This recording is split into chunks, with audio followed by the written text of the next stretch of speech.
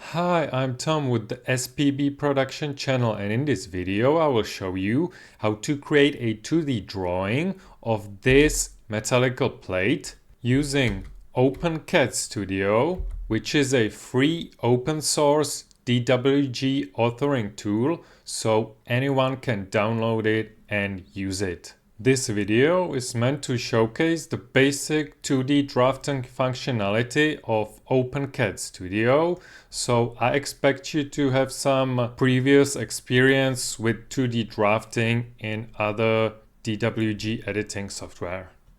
So let's jump into Open CAD Studio, and here on the welcome page I will start a new drawing. And you might be familiar with this interface where I have got this ribbon here. Here is the properties panel. Here is the 3D viewport, and here is my command line. So first, let's look at my metallic plate. And first I want to create this rectangle, and it's 22 millimeters high and 90 millimeters wide. So in Open CAD Studio, I will fire up the rectangle tool. You can see that my dynamic input is enabled, and the first point I want to be at the beginning of the coordinate system, so I will type 0, 0, hit enter, and the start point is at the beginning of the coordinate system. And now if I move my mouse, you can see the height and the width fields. So the height will be 22, or the width will be 90. I will hit tab and the height will be 22, hit enter, and now the basic shape is created. Now just to make sure that my basic shape is the correct shape, I will fire up the measure tool, and in Open CAD Studio it's called the distance, so I will type in DI on my command line, and you can see here the list of commands, and I will fire up the DI. And it's the distance, so I will click, I have my object snapping turned on, so I will click this point, and here I've got the information delta X. If it's hidden, I will click this button and I can see the history of the command line. So the delta X is 90, delta Y is 22, which is exactly what I wanted. Okay, so now let's continue and let's create this first axis, which is 15 millimeters from this corner. So in Open CAD Studio, I'll fire up the line tool, and I try to track from this point, but my object snap tracking is turned off, so I will enable it. And now if I have my mouse here for a while, move my mouse, the object snap tracking angle is active, and I can type in the distance, so I will type in 15.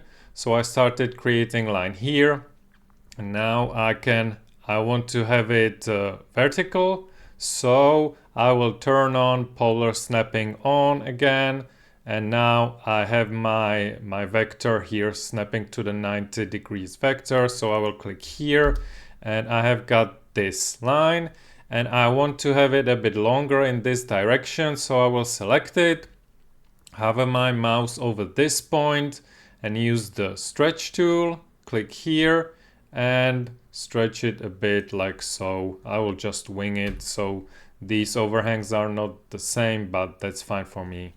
Now as you can see here, the axis should be dashed line and it should be red.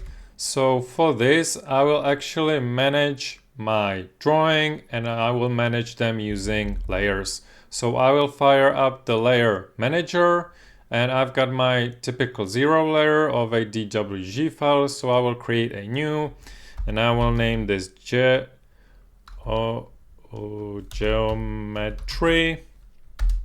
and I will change the line weight so it's thicker, so let's say to 1 millimeter. Then I will create a new line for axis, and this one will be actually red, and the line type will be, I will use this ISO dashed one, and then I will create a new layer for dimensions that we will create later. So like so, and the color will be green. So now we have got these layers complete, and I know that I will be then creating geometry, so I will select geometry and make it current. Okay, so here you can see my current or active layer, but this one I want to change to be on the axis layer, and it's on the 0 layer. So I will click here in the properties while having it selected and change it to axis. If I hit escape, you can see that the line is dashed, and I will actually change the scale, line type scale. So I will change it to 0.5, hit enter, or maybe 0.3, and you can see that the dashes are smaller because I changed the line type scale in the properties of the line. So now what I will do is I will actually copy this line, and this one is the second axis is 30 millimeters in this direction, and then another 30. So I will select the line, then I will use the copy command. I will select the base point, so this one, move my mouse in this direction and type in 30, hit enter. So this is the first copy. Now I will move my mouse again here, and actually I'm setting the distance from this point, even though it looks a bit weird. So I will have my mouse this way and type in 30 again.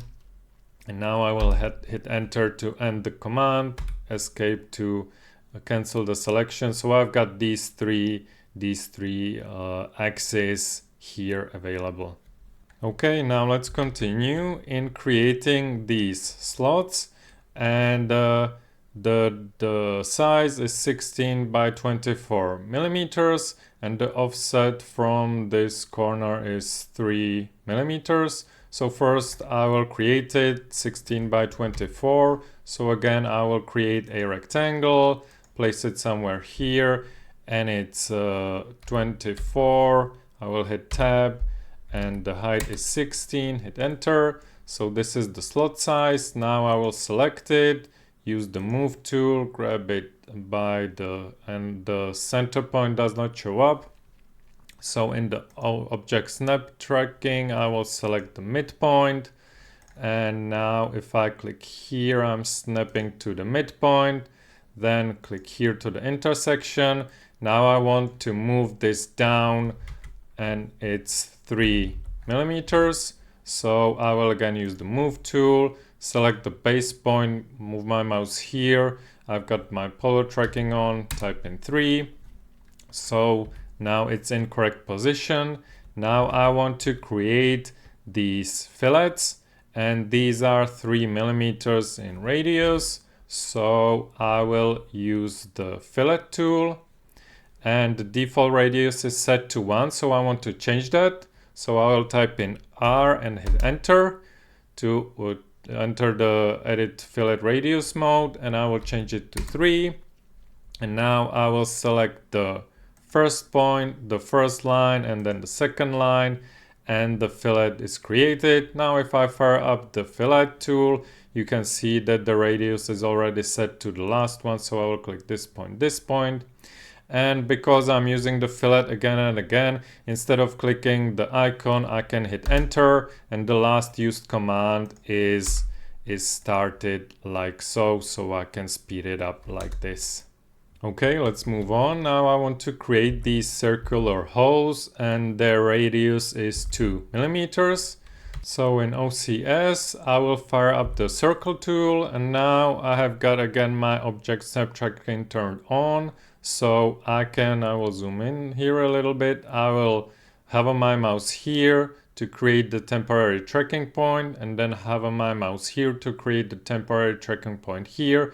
And when I move my mouse here, from the one side there's the tracking angle, and from the other side there's 2. So if I click here, the both tracking angles were taken into account.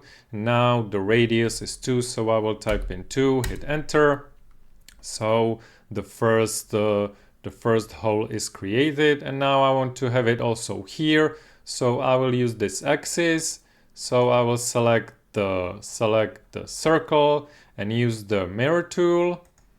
And now I'm selecting the mirror axis, so I will click this point and this point, and I'm asked whether the source object should be deleted, so I will hit enter to confirm that no. Okay, now let's mirror these about the second axis, so I will select both of them, use the mirror tool, and the mirror axis will be this midpoint, and hit no to not delete the original objects, hit escape to clear the selection. And now we have got this one insert with the holes, so we can copy it 2 times. So I will select all of these like so, and now use the copy tool, and the base point will be this one. I will place the copy here, and I'm creating another copy, so I will click here, and hit enter to exit the copy tool. So now these 3 are created. So the basic geometry is complete. Now let me turn on showing the line weight display. So I will click this button, and I can see that these have line thickness set to them, and this one is not, because I created it on the layer 0 and I did not move it to the correct layer. So now I will fix it, and I will move it to layer geometry. Now hit escape. You can see that this is correct. Okay, so now let's continue with creating of the dimensions. Now you have to be careful. I'm using version Open CAD Studio 0.6.5, and the dimensions are not yet fully developed, but they are workable in this state. So I changed my active layer to the dimension layer, and I could either invoke dimensions from this button, or I can go to the annotate panel, and here I have got my dimensions. So first I will fire up dimensions, and I will use the linear one. And if I click here, this is the first point, click here, this is the second point, click here, this is where the dimension line will be. So the dimension is created, but you can see that I need to edit my style because the sizes are not correct for my project. So let me go to the dimension styles. I have got only the standard, so I will go to manage my styles, and I will create a new one, and I will name it my style. Okay, I will hit apply, so it is saved. And if I now close the annotation style manager, I can see that these 2 styles here, so I will select my style, and I will also change this one to be not the standard but the my style. And now I will start to manage the my style settings. So I will again go to the manage. I will move my window a bit here to see what I'm doing. First, the size is too small, so I will go to scale units, and overall scale, if I change it to 5 and hit apply, you can see that you can immediately see the changes, which is pretty neat. So that was too much, so I will change it to 2. Let's say that's okay. Now what I need to change more is I want a little bit of bigger text size, so I will go to text, and the height I will change to 0.25, hit apply. Let's say maybe 3, or maybe, yeah, well, let's make it 0.3. For the arrows, I want to have them also a bit larger, so 0.25, or maybe again 0.4. Okay, and I want to also have these overhangs, the extension line overhangs, a bit smaller. So I will go to lines, and it's extension lines, and here the extension of extension lines, I will make it just 0.25. Hit apply again, so this is looking nicer. And I want to also edit this space between the text and the dimension line. So this is the text gap. So I will make it maybe 0.1. Yep, okay. So let's say this is all right for us. I will hit apply. You can see that the default dimension style settings is not really top notch, but I think this will be fixed in the future easily. So now I will again use the linear dimension. I will click this point, and click here to make this one. Now I can use the continue dimension, and I can invoke that only from the command line. So I will type DCO, which is a command line command for dimension continue, hit enter, and I'm continuing with this line. You can see that still there's a little bug, but anyway, I will click here, and click here, hit enter. So now actually I have to move these, so I will click here and stretch this point to this place, and the nodes are visible only when one object is selected, so I will have to do it one by one like so. And let me stretch also this node. Okay, now I will create another linear dimension from here to here and place it here. Okay, now I need to create these. So again, linear dimension from here, and here you can see if I move my mouse here, I'm not actually creating the correct dimension, so I will delete it, and I will have to kind of make it like so. Now I will stretch these again. So I have to make a bit of a workarounds to make this work, but yeah. So now let's continue. I will create the dimension from here to here, and then another dimension from here to here like so, and I will again stretch this point to here. I'm doing some things that are not actually too precise, but it will be okay for this demonstration purpose. Now I want to create a radius dimension here. These are not fully baked in yet, so if I want to create a radius dimension, I'm actually asked to specify the center point, so I will click center point, then the point on the arc. So I will actually enable snapping to, let's say, nearest. So I will now be able to click here, and now I'm placing the dimension line. This is a bit weird, but this is how it's currently working. And again, the dimension I will snap to the center here, to the nearest, like so. So these are not ideal. It's not yet possible to move the text correctly, at least from my testing. If I move the text independently, it's still using the leader there. So you can see this. So I will leave these as they are, so this tutorial is not too long. So our 2D drawing is complete. So let's now save the file. So I will click here, choose save, and I will go to documents and change the name to OCS tutorial. You can see that I've got options from DWG and DXF file format. So I will choose the latest DWG, choose save. So now it's saved.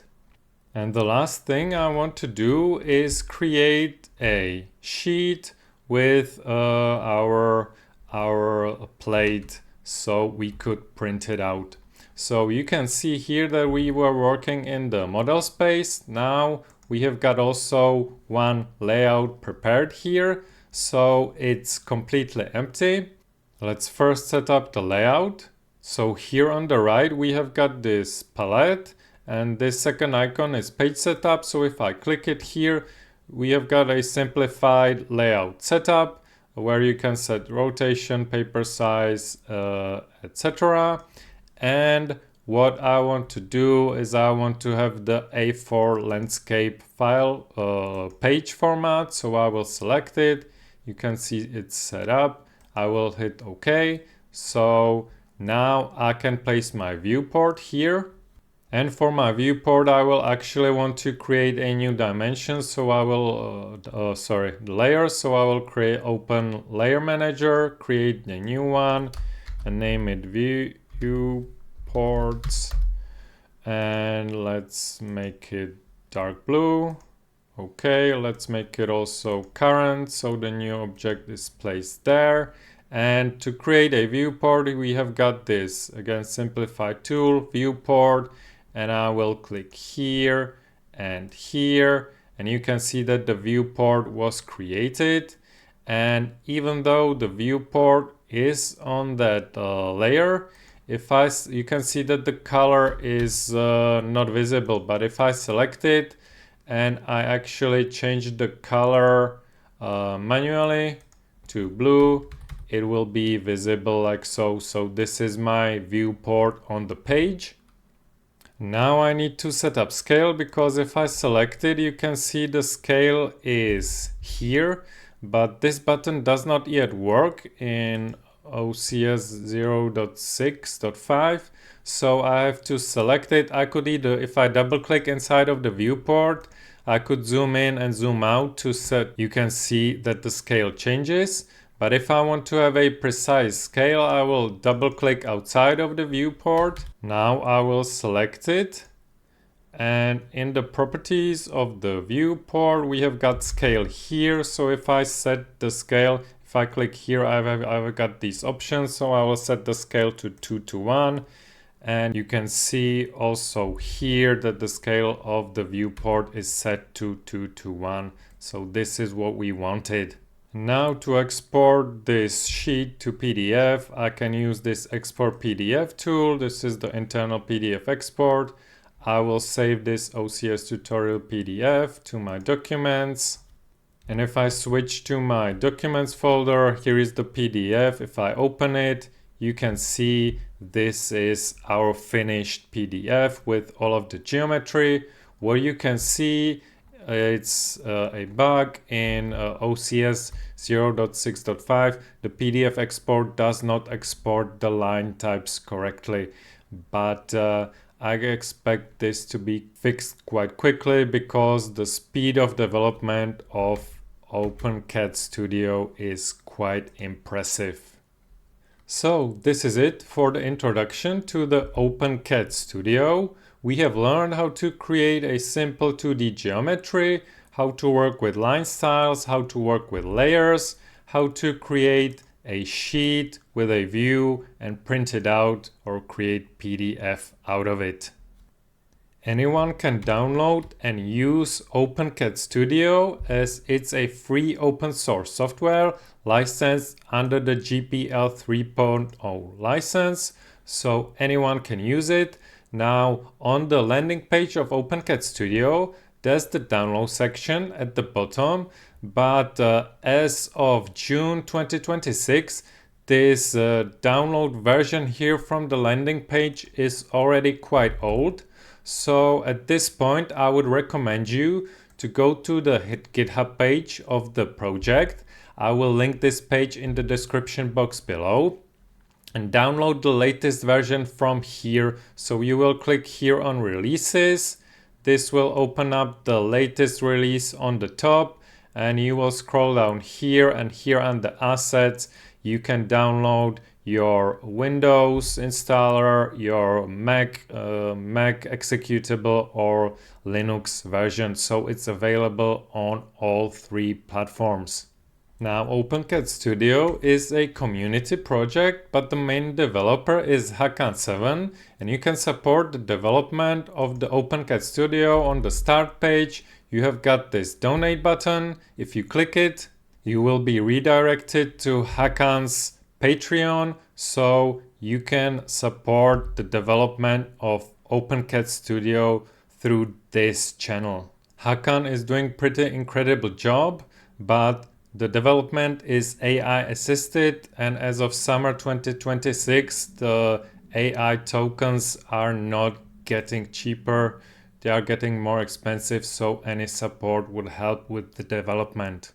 You can also support the development by checking your DWG files inside of Open CAD Studio, and if encountering issues, reporting them to the GitHub, and also spreading the word about the Open CAD Studio, because even now the functionality is quite impressive.